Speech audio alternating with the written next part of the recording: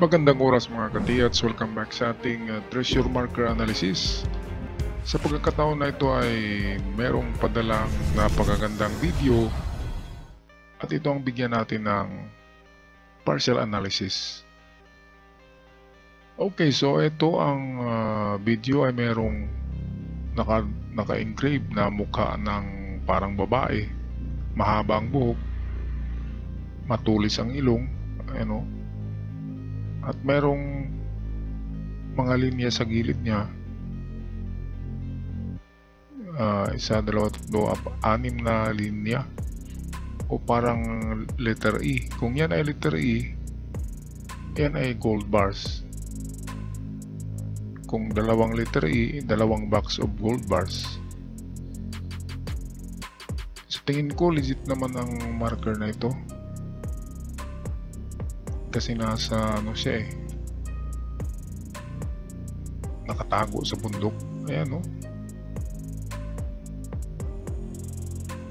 siguradong merong nakabaon dito sa lugar na to.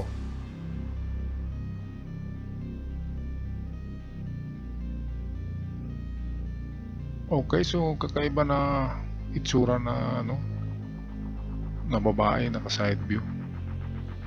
Dito sa marka na yan, pwede kasing Tagarian lang ang nag-carve niyan, pero dahil merong dalawang litrang E sa gilid niya, therefore ito'y treasure sign ang litrang E.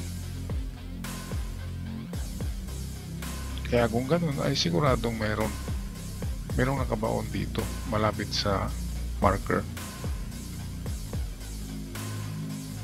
Okay, so bigyan natin to ng analysis ngayon partially. Itong video nasa ibabaw nga siya ng bundok ko, nakadungaw kasi. So ano pa bang meron dito sa marker na ito? Sa tingin ko ay merong kasama ito counter marker or counter sign sa unahan. Kasi hindi siya gaanong malaking bato. So dapat hanapin dyan yung malaki na bato. Kasi yan ang malalaking bato na hindi natitinag ay pwedeng marker for treasure, lalo na kapag may mga karakter ito na naka-engrave katulad ng mga kanji.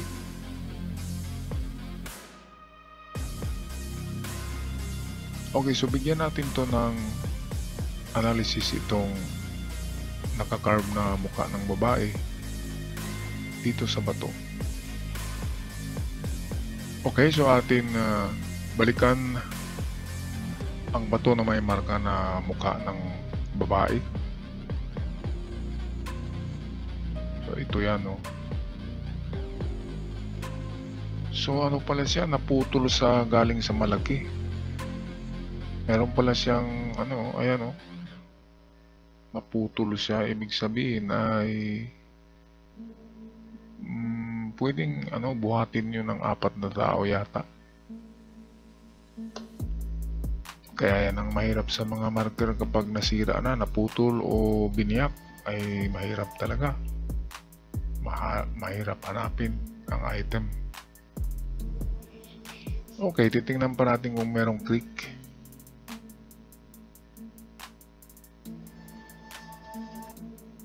Wala yatang creek kasi to, tuktok ng bundok.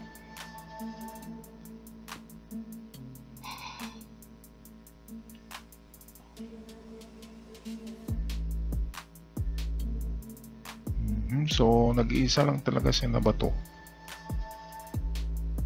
at parang naputol siya galing sa malaki.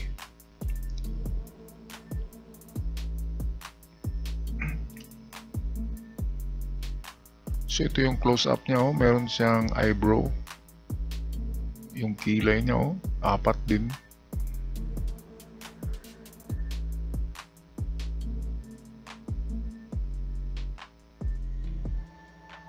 So okay, tingnan natin to ng mas malapitan.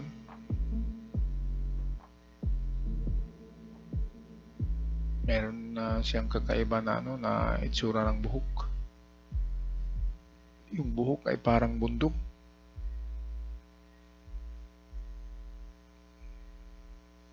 So maya-maya gagawa tayo ng ilustrasyon sa analysis nito. Ito naman dalawang E pala ito na may arrow. Naku, ang ganda.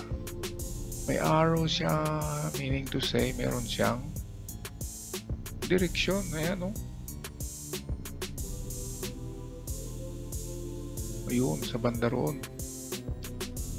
Dahil merong arrow, literal na arrow sa Indian pana.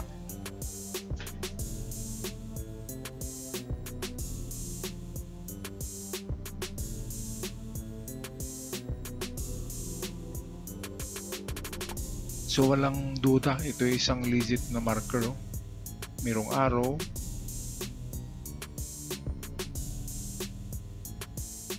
So medyo pala ito, trail, medyo trail marker, medyo malayo-layo. Kasi yung arrow na nakaguhit sa kanya ay mahaba. So nasa unahan pa ito. Sundan nyo lang mga katiyats ang direksyon ng arrow. Di ba yung arrow merong tuldok sa gitna? So sundan nyo lang ang direksyon ng arrow.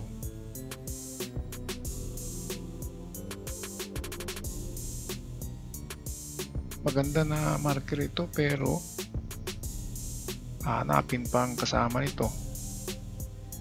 Hindi pa yata ito ang tinatawag na final marker.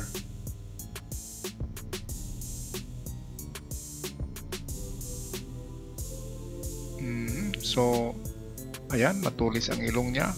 Merong dalawang E pala yan Akala ko 6 na guhit.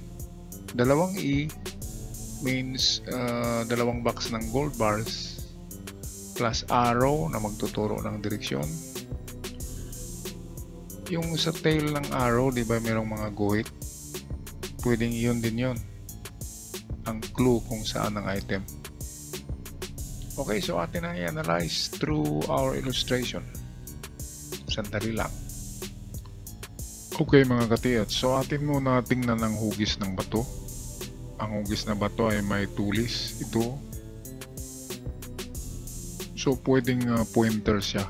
Kasi dito, itong portion dito ay mayroong arrow na gaganyan.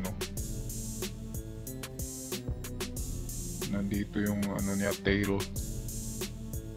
Arrow tail. And then may butas siya dito sa gitna. So yan, ang estimate nito na distance, itong arrow ay sukatin by inch. Sabihin natin yan ay 20 inches. So 20 inches yan. So punta tayo doon ng 20 meters. And then sa kalagitnaan ng 20 is 10. So ito yon. Kaya nilagyan nila ng ng dot ang gitna. Ito yung dinilawan ko. Yan yung gitna. So kung 20 inches ang haba nitong arrow, so meron tayong distansya na 20 meters. Ngayon, ano ba ang kalahati ng 20? Kasi narito ang kalahati sa gitna. So 10. So approximately 10 meters tayong pupunta sa tinuturo ng arrow. At sabi dito, dalawang E ito. So dalawang box of gold bars yan. Dalawang letter E. So magkatabi lang ang dalawang box. Sundan lang ang arrow. Kasi ang tulis din ng bato ay katulad din ng direksyon ng arrow. Kaya sigurado nasa norte, nasa itaas. So yan ang ating una na analysis. So test dig tayo sa 10 meters papuntang norte, sa itaas. Ngayon, hindi basta-basta ginawa lang tong babae dito kung wala siyang meaning. Merong meaning ito. So ito yung ating pangalawang decoding. Pag-decode, so tingnan natin ang mata. Yan. And din ang ilong niya, napakatulis. So pwede ang mata at saka ilong nito ang nagpuntirya. So ito ang tinitingnan na portion, no? Yung ilong niya, kunin natin ang gitna, ay dito rin. So ito na portion. Ngayon ang problema natin dyan, distansya. Kaya dyan na natin magagamit ang ating mga detectors at locator. I-locate natin ito na direksyon kung saan mayroong detection. Lalo na ang mga letrang E ay dito nakaharap lahat eh. So pwedeng meron din dito. Pwedeng dalawang item ito at pwedeng isa lang. Pero dalawa ang paraan sa paghanap. So west, dito na portion. So ang ating estimate distances lang ay kuha lang natin sa common distances. So pwedeng 357, pero mas maganda talaga i-detect nyo tong portion dito. Kahit ano lang, dowsing o pendulum, pwede na yan. Basta't makuha lang kung saan yung malakas na detection. Okay, so very clever na marker ito. Dahil dito sa gilid ay mayroon siyang arrow itong dito papunta roon. Meron nga siyang arrow pero ito yung arrow niya. Pero magkasalungat siya sa meaning nitong mukha. Kasi ang mukha dito lahat nakatingin sa kaliwa eh. Dito nakatingin. Yan lang ang analysis ko. Ang isa ay nasa norte. Or kung isa lang ito, kasi dalawang box eh. Dalawang litrang A, dalawang box yan o gold. So pwedeng dito sa west ang isa. Ang isa ay nasa papuntang norte. Doon. So yan lang ang analysis ko dyan mga ka-TX. Sa tingin ko naman itong bato ay naputol to. Ito, nakadikit yata to sa malaki. Yung kaputol niya, I think nasa malapit lang niya eh, nasa likuran. And dito sa baba. Okay, so yun ang pag-analyze ko mga ka-TX. Ako'y magpaalam na. At ang Facebook ko ay nahack na naman. Meron talagang nag-iinit sa atin. Kaya gagawa na naman ako ng bago para makapagpadala kayo ng inyong mga treasure markers. Mga ka-TX.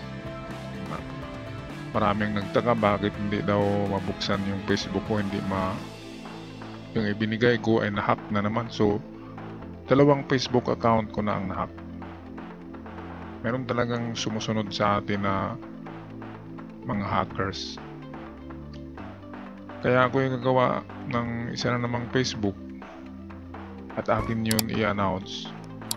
Okay, so hanggang sa muli mga ka-TX, mga kababayan, ako'y magpaalam na. Huwag kalimutan mag-subscribe sa ating channel kung kayo'y bago pa lamang. Hanggang sa muli.